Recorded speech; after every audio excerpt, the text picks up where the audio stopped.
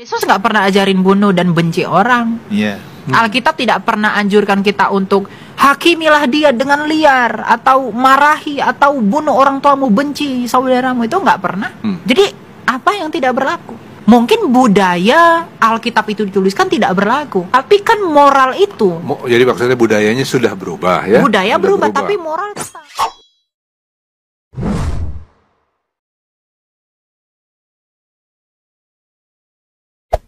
Hey there. Subscribe to my channel. And also press this bell icon. Bismillahirrahmanirrahim.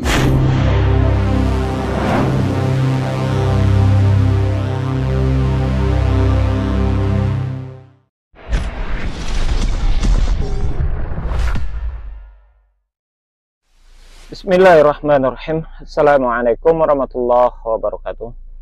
Alhamdulillahirabbil alamin. Wassalatu wassalamu ala asyrafil anbiya'i wal mursalin wa ala alihi wa sahbihi rasulillahi ajma'in. Rabbi shrah li sadri wa yassir li amri wahlul 'uqdatam min lisani yafqahu qawli. Alhamdulillah, puji syukur kita ucapkan kehadirat Allah Subhanahu wa taala yang sampai hari ini Allah masih memberikan kesehatan kita semua. Salawat dan salam kepada Nabi Allah Muhammad sallallahu alaihi wasallam. Allahumma shalli ala Muhammad wa ala ali Muhammad, uswatun hasanah, contoh suri tauladan hidup untuk seluruh umat manusia. Saudara sekalian, pada kesempatan kali ini kita akan mencoba memberikan satu reaksi atau tanggapan atas apa yang disampaikan oleh Elisa. Ya, saudara pasti tahu itu siapa Elisa, yang pada beberapa waktu yang lalu ucapannya berkaitan tentang Yesus dan Isa itu adalah dua sosok yang berbeda, yang pada akhirnya itu juga memberikan satu polemik justru di kalangan kekristenan sendiri, khususnya di kalangan para pendeta. Karena sebahagian pendeta ada yang mengatakan ya Yesus dan Isa itu adalah sosok yang sama, bukan berbeda. Termasuk pendeta Isra Soru sendiri meyakini adalah sosok yang sama antara Yesus dan Isa. Kemudian ada beberapa pendeta lainnya juga mendukung pendapat apa yang disampaikan oleh Elisa.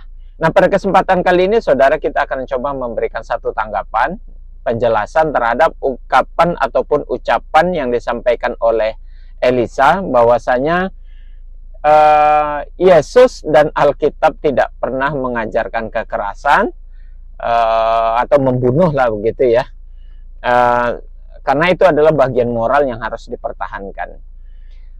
Menurut saya mungkin Elisa ini tidak terlalu memahami isi Alkitabnya, atau ya minimal mungkin dia tidak membaca dengan baik mungkin ya Alkitabnya sendiri.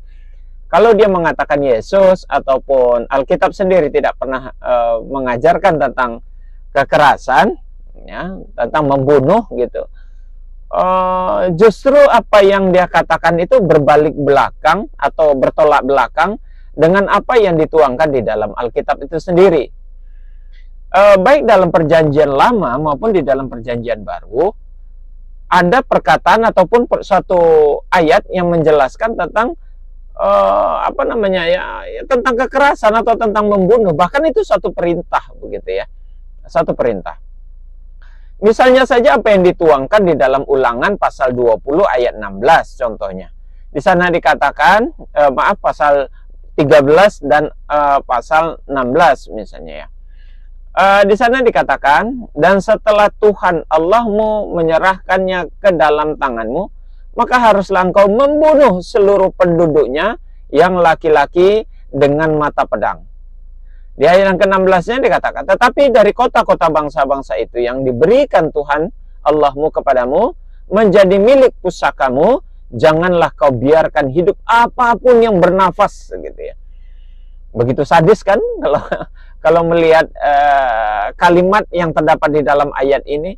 Apapun yang bernafas di sana itu tidak boleh hidup, jadi ya dibunuh, dihabisi begitu. Kemudian apa yang disampaikan di dalam 1 Samuel pasal 15 ayat 3 misalnya. Jadi pergilah sekarang, kalahkanlah orang Amalek, tumpaslah segala yang ada padanya, dan janganlah ada belas kasihan kepadanya. Bunuhlah semua, laki-laki maupun perempuan, kanak-kanak maupun anak-anak yang menyusui, lembu maupun domba, unta maupun keledai. Masya Allah, ini luar biasa saudara. Tidak saja kekerasan. Jadi Alkitab di dalam 1 Samuel pasal 15 ayat 3 ini perintah untuk menumpas orang-orang Amalek. Dan ditumpas di sini, bahasa untuk menumpas di sini tanpa terkecuali. Tidak ada pengecualian, siapapun yang ada di bangsa Amalek itu, orang-orang Amalek itu harus dibunuh. Ya. Dan catatan pembunuhan ataupun menghabisi mereka tidak boleh ada belas kasihan. Jadi tidak boleh ada rasa belas kasihan itu. Jadi ajaran cinta kasih itu hanya kamuflase aja kalau melihat ayat ini, dan apa yang digembor-gemborkan itu hanya kamuflase saja. Karena di sini bunuhlah semuanya, laki-laki maupun perempuan, kanak-kanak ya, maupun anak-anak yang menyusui. Kan anak-anak yang menyusui belum pandai apa-apa pun harus dibunuh di situ tuh. Kemudian lembu maupun domba, ya, dan unta maupun keledai, binatang pun harus dimusnahkan di sana itu. Begitu sadisnya kalau dipikir itu. Jadi apa yang disampaikan oleh Elisa ini bertentangan dengan apa yang ada di dalam Alkitabnya sendiri. Itu yang ada di dalam Perjanjian Lama. Lalu apa yang disampaikan dalam Perjanjian Baru? Kemudian di dalam Matius pasal 10 ayat 34 sampai 36. Janganlah kamu menyangka bahwa aku datang untuk membawa damai di atas bumi. Aku datang bukan untuk membawa damai, melainkan pedang. Sebab aku datang untuk memisahkan orang dari ayahnya, anak perempuan dari ibunya, menantu perempuan dari ibu mertuanya, dan musuh orang ialah orang-orang seisi rumahnya. Kan bahaya ini kalau dikatakan Yesus tidak mengajarkan tentang kekerasan, tentang membunuh dan segala macam. Terus ini apa yang tertuang di dalam Matius pasal 10 ayat 34 sampai 36. Begitu jelas di sana ya, adalah pernyataan dari Yesus, aku datang bukan untuk membawa damai, melainkan membawa pedang. Ya, di situ dinyatakan begitu. Pedang itu adalah ya lambang dari penumpasan, peperangan, pembunuhan. Apa yang dinyatakan di dalam Matius pasal 10 ayat 34 sampai 36 juga diulang kembali oleh Lukas pasal 12 ayat 51. Di situ dinyatakan, kamu menyangka bahwa aku datang untuk membawa damai di atas bumi? Bukan, kataku kepadamu, bukan damai, melainkan pertentangan. Jadi nyata saudara, apa yang disampaikan oleh Elisa ini justru bertentangan dengan Alkitabnya sendiri. Dia membohongi dan membodohi Alkitabnya sendiri. Pernyataannya itu tidak sesuai dengan Alkitab.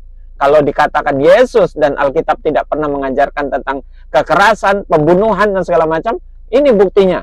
Apa yang dinyatakan di dalam Ulangan pasal 20 ayat 13 dan 16, 1 Samuel pasal 15 ayat 3, kemudian dalam Matius pasal 10 ayat 34 sampai 36, Lukas pasal 12 ayat 51 justru menunjukkan adanya perintah menyuruh untuk membunuh, menumpas, bahkan peperangan.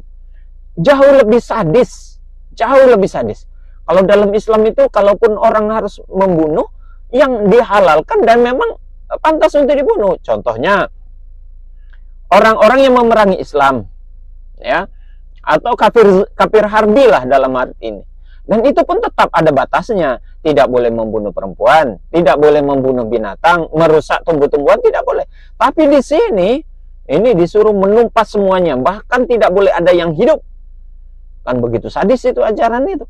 Jadi, saya tahu maksud Elisa itu adalah ingin menyindir ya ajaran Islam yang katanya Islam itu adalah agama yang sadis, agama yang membunuh, membolehkan untuk membunuh sesama manusia, dan lain sebagainya, sehingga muncul Islamofobia itu.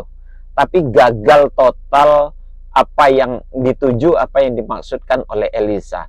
Kalau dia maksudnya untuk menyindir Islam, justru dia membodohi dan membohongi Alkitabnya sendiri. Karena pada dasarnya justru di dalam Alkitab lah banyak ayat-ayat yang diperintahkan untuk membunuh, menumpas, perperangan juga kekejaman. Demikian saudara, semoga ini menjadi iktibar bagi kita bersama. Kita tutup dengan kafaratul majelis. Subhanakallahumma wa bihamdik, asyhadu an la ilaha illa anta, astaghfiruka wa atubu ilaik. Assalamualaikum warahmatullahi wabarakatuh.